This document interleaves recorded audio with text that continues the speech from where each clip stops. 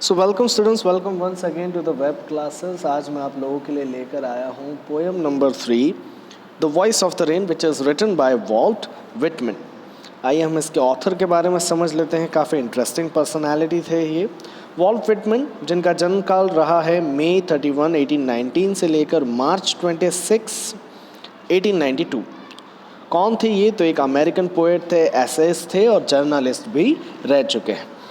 काफ़ी अच्छे ह्यूमनिस्ट थे। उन्होंने काफ़ी ज़्यादा जो है काम किए हैं ट्रांसेंडेंटलिज्म और रियलिज्म को लेकर, और अपने जितने भी काम थे उन सभी में इन दोनों कहा जा सके व्यूज़ को वो हमेशा इन्वॉल्व किया करते थे। विटमैन जो थे एक ऐसे इन्फ्लुएंशियल पोएट थे अमेरिका के, है ना, जिसे कई बार जो है father of the free verse के नाम से भी जाना जाता था। इनके वर्स काफ़ी कंट्रोवर्शियल रहते थे उनके ज़माने में। क्यों? और ख़ास करके उनकी जो पोएम थी लीव्स ऑफ ग्रास, वो भी काफ़ी कहा जा सके कंट्रोवर्शियल रही है। क्यों? क्योंकि वो हमेशा जो है किस बारे में बोला करते थे? रियलिज्म और रेशनलिज्म के बारे में, है ना। और इस लीव्स ऑफ ग्रास में क्या डिस्क्राइब किया गया था, क्यों इसे जो है काफ़ी ऑब्सीन मतलब गंदा जिसको कहा जाता है, और ओवर्ट मतलब काफ़ी खुले मन की जो सेंसुअलिटी रहती ना। अब इसमें था क्या? So Whitman's own life came under scrutiny for his presumed homosexuality. अब सीधी सी बात है, इसमें जो है खुले मन से होमोसेक्सुअलिटी के बारे में जो है बातें बताई गई थी, जिसकी वजह से लोग विटमैन को भी क्या समझने लगे थे? होमोसेक्सुअल समझने लगे थे। उनकी भी ज़िंदगी जो है स्क्रूटिनी मतलब तकलीफ़ों में आ गई थी। वॉइस ऑफ द रेन में क्या है वो हम समझ लेते हैं। सो समरी है, in the poem the poet asks a soft falling shower, who are you? To which she replies that she is the poem of the earth, है ना। इस पोएम के अंदर जो है पोएट क्या करता है? बरसात से पूछ रहा है कि आप कौन हैं। बरसात जो है सामने से रिप्लाई भी करती है क्या? कि मैं जो है इस अर्थ की क्या हूँ? पोएम हूँ। It is a strange thing for the rain to reply to the poet. काफ़ी चौंकाने वाली बात है, बरसात कैसे रिप्लाई कर सकती है? The rain told the poet that she can not be touched as she rises in the form of water vapour in the sky from the land and the bottomless sea, है ना। तो यहाँ पर क्या समझा रहे हैं कि रेन जो है ये बोल रही है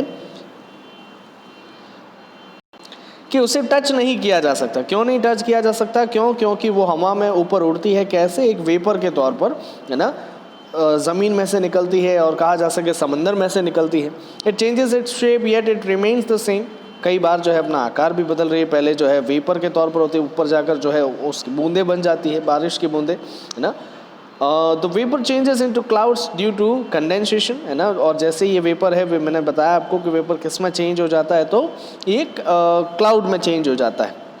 It falls back on the surface of the earth to provide water to the drought-prone areas and to beautify and purify the earth, its birthplace, and it provides life to the seeds inside the earth and helps them grow, है ना। सो ये जो बरसात है वो क्या बता रही है कि वापस जो है अर्थ के सरफेस पर गिरती है, ताकि जो चीज़ें सूखी पड़ चुकी हैं उन सारी सूखी चीज़ों पर जो है वो गिर सके, उन्हें वापस से जो है ब्यूटिफाई कर सके, प्योरीफाई कर सके इस अर्थ को। क्यों? क्योंकि अर्थ के आसपास जो है क्या है?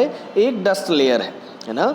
और यहाँ पर बरसात इसलिए भी गिरती है क्यों? ताकि वो जो है जो सीड्स है जो अभी तक उगे नहीं हैं, या जो है बाहर नहीं है, पौधा नहीं बने हैं, प्लांट नहीं बने हैं, उनको मदद कर सके उगने में।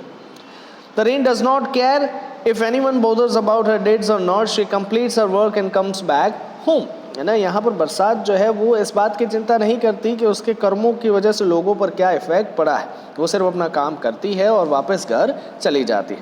The poet also compares the rain with a song as they both share a common journey, है ना। पोएट जो है यहाँ पर रेन को क्या समझा रहे हैं? एक सॉन्ग बता रहे हैं ना। क्यों? क्योंकि दोनों की जर्नी एक जैसी होती है। The song originates from its place from the heart of the singer, है ना। जो सिंगर रहता है उसके दिल से जो है ये कहा जा सके निकलता है। Song travels across to fulfil the aim, लोगों के मन तक जाता है। Comes back with due love for singer, और वापस जो है सिंगर के पास में वापस आता है कैसे? थोड़ा सा प्यार लेकर लोगों का, है ना। सो आई होप आपको समरी समझ में आई होगी। नेक्स्ट लेक्चर में हम इसका डिटेल एक्सप्लेनेशन समझेंगे। Till then stay safe, stay home, thank you.